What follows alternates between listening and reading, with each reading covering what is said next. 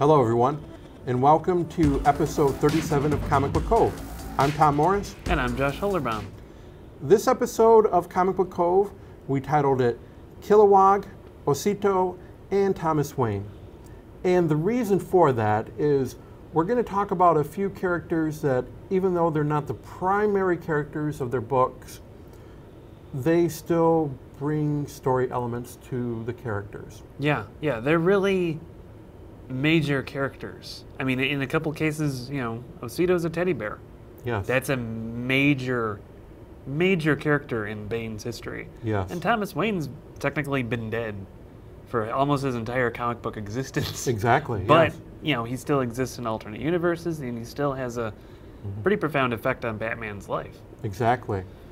We did break up this episode. Normally we talk about 6 comic books, but the discussion for the first 2 comic books we thought might run a little bit long, which we're talking about Aquaman 22 and Green Lanterns 22. So we brought those up on our YouTube and Facebook sites, Delve Into the Void, and they're the exclusive content, if you would, of this episode, just because we're not sure when we talk about these next 4 how much time that we're going to discuss, because there's a lot that happens in these. So in this episode of Comic Book Cove, we're going to discuss the following titles: Superman number 22, Bane Conquest number 1, Nightwing number 20, and Batman number 22. And as always, spoilers ahead. Superman number 22, Black Dawn Chapter 3. Well, this issue, this story arc, started to make more sense after we read Action Comics number 977 and 978, because we weren't sure why was the Clark family, the Kent family, why were they still in Hamilton? Why were they still on the farm? And now we know why, but this issue kind of deals with not Superman so much, but Lois Lane, trying to find out where's everyone. Yeah, and this story arc is definitely thickening in terms of the mystery. Yes. And the mystery is starting to go from just Batman disappearing to really the entire town itself.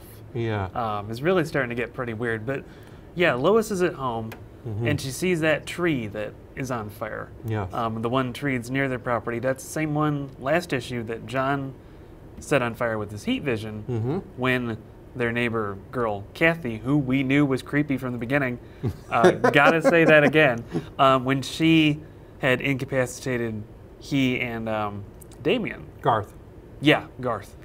yeah, right. Yeah, rock on, Garth. Yeah. But she doesn't know that, so she goes out to the tree, can't find anything there, goes out to the Cobb's farm, meets with Mr. Cobb and Kathy, and they don't know anything. Kathy even says, "Oh, John and I really like that tree." And so no answers there. So when she goes into town, and she's been paying attention to the news and everything. Social media. Yeah, and she sees Candace, the town reporter, who previously really got thrashed by the octopus squid monster last issue and looked like she was on death's door. She's walking around just fine. And Lois had seen images of her, laid out on social media. So she starts to go follow Candace. Yes. Because there's no reason why she should be up and walking. And so she follows her to City Hall. There's a Cold War fallout shelter under there. And when she gets in there, there's surveillance equipment that's surveilling every aspect of John's life. Yes. They know his secret identity. They're watching him at home. They're watching him. It looked like they even had some past photos. Because it looked like they had him as babies. Yeah, it was just like, whoa, okay. Yes. This is much bigger than just the swamp or just the Cobb family. This is all that. And then she gets attacked by Candace. Pepper sprays her, which I had to laugh that, hey, that's practical. Runs home. That's something super realistic that someone without superpowers would use, which is nice to see in a comic.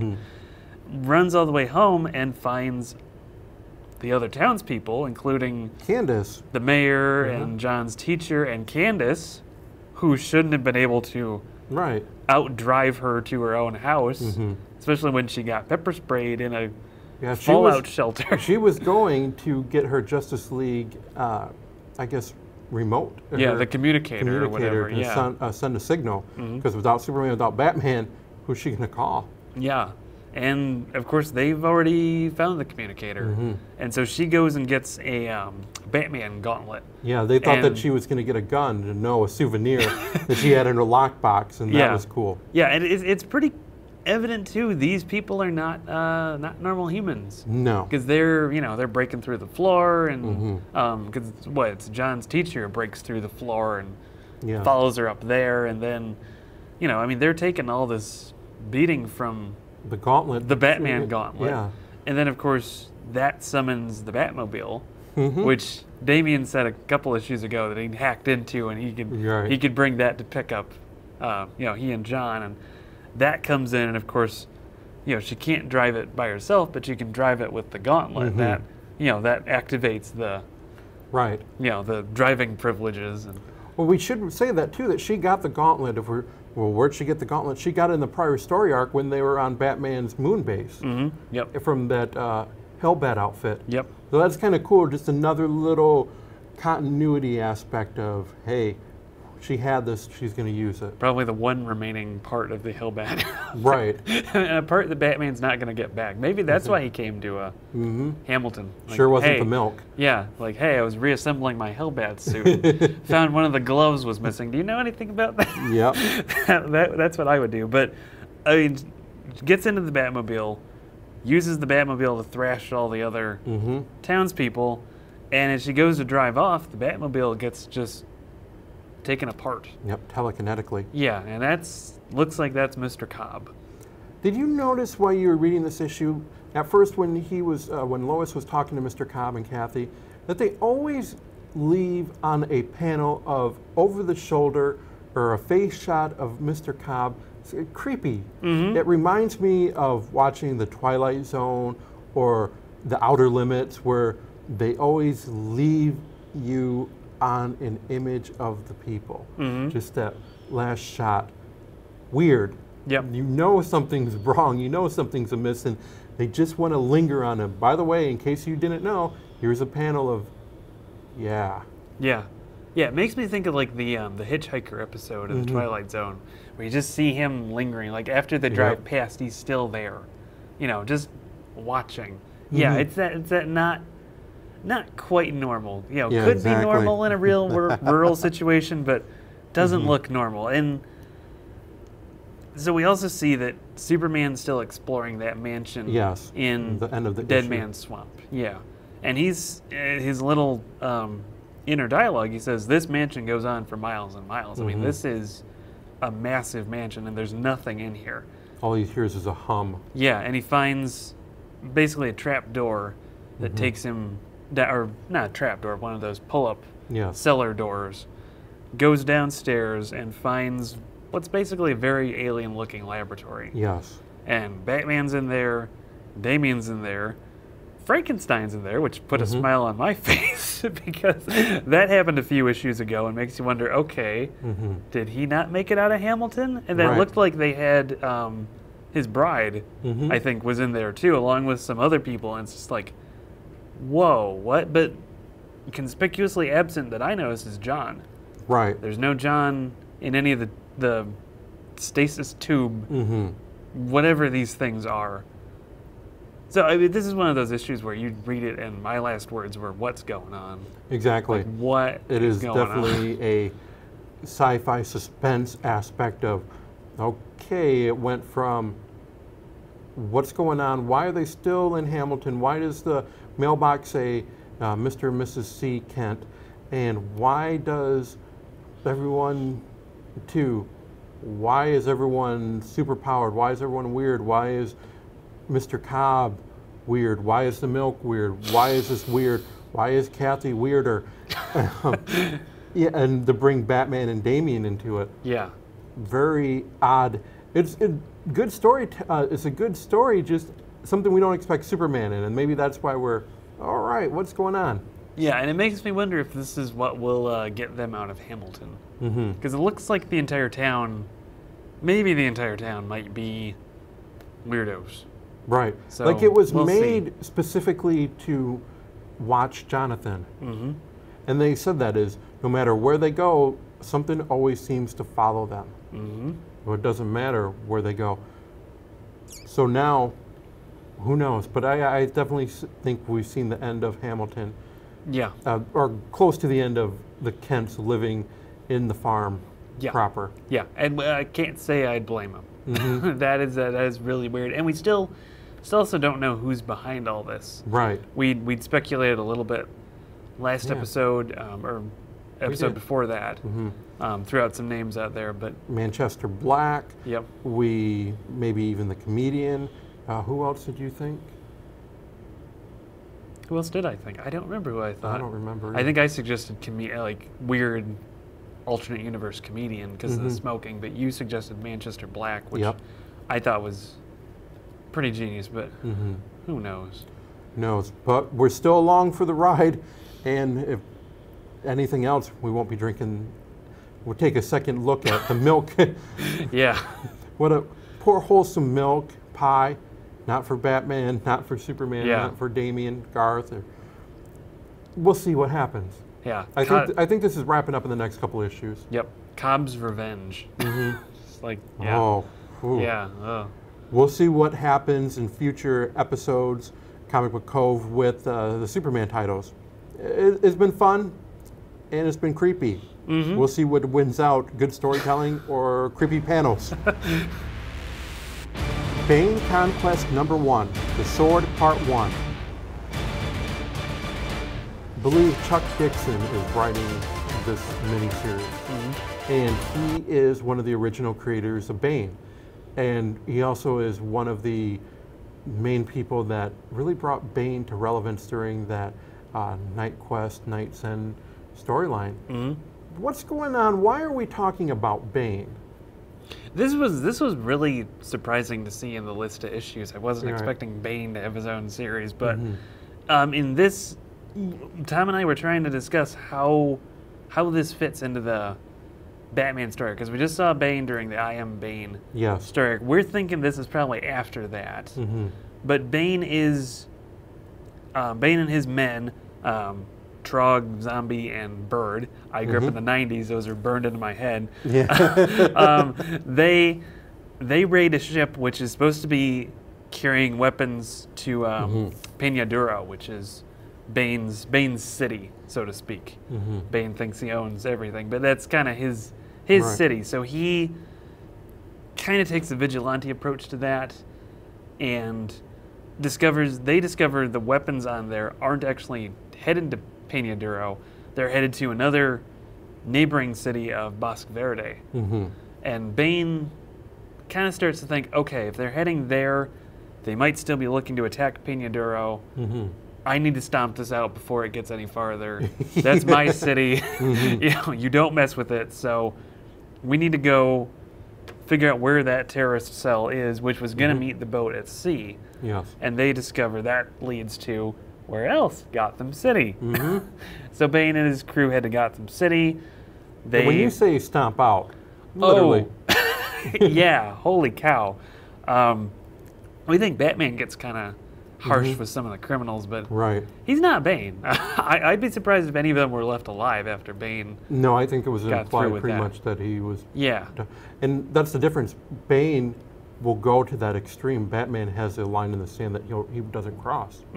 So it was, when you say he stomped out, he stomped out. He found out by any means necessary. It was the difference between Batman, one of the differences between Batman and Bane. Yeah.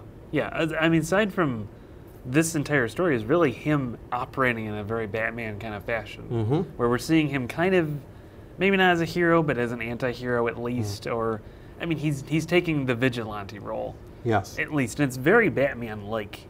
Watching him, take out all these people, maybe a little more hot-headed than as they're, they're doing a stakeout on one of the places, and Bird and Trog are watching the action, and Bane, they see Bane just go run in, like, well, okay. Okay, we were all set up. there he goes. Yep. All right. Yeah. So where does the destination after they find out? Where does the Bane and the crew end up going? Well, their last informant tells them to go to Korak, which is one of the fictional Middle Eastern countries in the DC universe. Yes. And through this, I kind of got the sense that Bane knew who was behind the terrorists. Yeah. He just kind of needed that one last bit of proof to really pin it on him. And he goes there and he's looking for a guy named Damocles. And he ends up finding Damocles and ends up basically getting waylaid by most of Damocles and his men.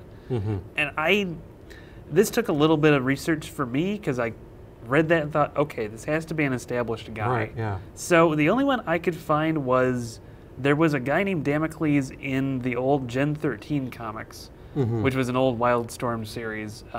Right. And he was a villain who came from a parallel Earth because he'd used up all the resources on his own Earth, and then he came to normal Earth and tried to get the moon to crash into the planet because that would cause enough, it would create enough energy for him to travel to other planets. Okay. And I kind of just sat there and scratched my head like, Bane's fighting that guy? Right. But it is also worth noting, the title of this is The Sword. The Gen 13 Damocles had a terrorist organization called the Sword of Damocles. Okay. He's depicted as an Asian dude. He looks reasonably Asian in this, so maybe it's a very different take on him. I guess maybe if they did a normal version, he might be too much like Lord Havoc. Right. Because we've seen him in Justice League of America, and that's like totally Lord Havoc-esque. Yes. But, that'll be interesting for that. But one of the things I liked was just being able to see Bane as a hero again. Because he's been a villain for so long. Yeah, but he was on the Secret Six for a while. That was one thing that I really liked, was seeing him. The Secret Six was one of those things, it's like the Suicide Squad. You get to see all the villains together. Yes. You get to kind of get that scale of, who's kind of the normal people, who are the real psychos. I mean, because there's good and bad on there. And it was funny to see Bane interact with them. Right. And we're kind of getting some of that, too. Bane, the reason he is like this is because of how he was. He had no childhood. He pretty much was born into. What do you want to call it? He was born. He was born in prison. Yeah, he was born in prison. Yeah. Maybe not born in the prison, but definitely spent his entire formative years in prison. And this does a really good point of explaining why Bane is the way he is. Because we mentioned that a lot during the I Am Bane story arc, because that was very much a hissy fit from Bane. I mean, Bane is very entitled to the things he wants. You know, the Psycho Pirate is mine. The Medusa Mask is mine. This is mine. You're messing with my stuff. I'm going to come here and I'm going to mess with your stuff. And we see that that's really kind of the prison mindset that he has. If you mess with me, I'm going to mess with you. I have to, if you're going to mess with me, I have to make sure I'm bigger than you and I'm stronger than you and I'm going to, I need to assert my dominance. Does Bane have any friends? I'm not even sure his 3 henchmen would do that. But the closest thing he has to a friend, which he even says in this issue, is Osito, his teddy bear. Yes. Who's in a nice protective glass case. He calls him Mi Hermano. He talks to him. It's kind of his conscience, because we see a flashback, few panels of someone trying to take that teddy bear away from Bane. That was the only thing that comforted Bane throughout the years. And now as an adult, he is protecting his teddy bear, which is his only friend, I think. The only true friend he calls, like Mi Hermano. He talks to him. Yeah, and it's worth noting too, that was at least pre-Flashpoint. Osito was given to him by an aid worker who came to the prison and handed it to him. And then eventually, years later, Bane ended up fashioning a shiv into Osito and used him for a more practical purpose than just having a teddy bear. But to see him still have Osito, that makes me really happy. It gives Bane a lot of purpose. as to who he is. Yes. I mean, Osito is almost sort of his, Thomas and Martha Wayne. Yes. It's that almost parent figure for him.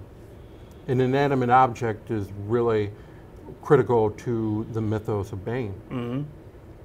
Because without it, we don't know what type of character Bane would be. You always had that teddy bear to lean on. Where do you think this miniseries, I'm not sure if the sword's going to continue through it all, but what do you think we're going to see from this miniseries with Bane? Yeah, that'll be interesting because when I did that research on Damocles, I was just scratching my head like, whoa, is he seriously going to be fighting a dude from another Earth? Like that's, we had enough of that. Granted, Batman's kind of done that on his own, but that's like, whoa, that's. But I mean, it definitely looks like Bane's going to be coming to blows with someone maybe even more evil than him. Yes. I mean, definitely. Maybe not more evil is not the right word, but maybe even more callous than he is, with maybe a different set of morals. Because Bane, it kind of feels like he has a rigid code. He has a rigid code that he does live by. Yeah. Not a lot of people appreciate. I think Batman appreciates to an extent, but Bane does have that rigid morals, rigid code of conduct. Yeah, and it looks like he's gonna really deal with some guys who maybe don't have that code. Yep. Because I got the sense that when he figured out that was Damocles, or when he started to suspect that, he got even more dangerous and even more reckless because he kind of needed to know, okay, we need to stop these folks. Yes. They're nuts. And when Bane's saying you're nuts, they probably got to be stopped. Right. Yeah. And I think it's also worth noting too, we don't see Batman directly in this, but we do see the cape fly overhead when he's in an alley, and it makes me wonder, okay, are they going to circle around to that, or are they going to stay away from that? Because we just had the I would imagine they just kind of do more of Bane. Yeah. Maybe a brief tease or something with Batman, but yeah, but that was cool this issue, seeing the cape go over, because at that same stakeout, it was Bird and the guys were looking at the crime scene, and they see the batarang in the wall. Yes. They don't say it to him, but they say, "Oh, boss, you're not going to like this." And Bane's standing down there saying, "What are you talking about? What is it? What is it? Do I need to go in?" Like, no. We have to remember that even though I Am Bane, we saw Bane throwing that hissy fit, Bane is a very intelligent, very calculating, very smart character. Don't underestimate him. Yeah.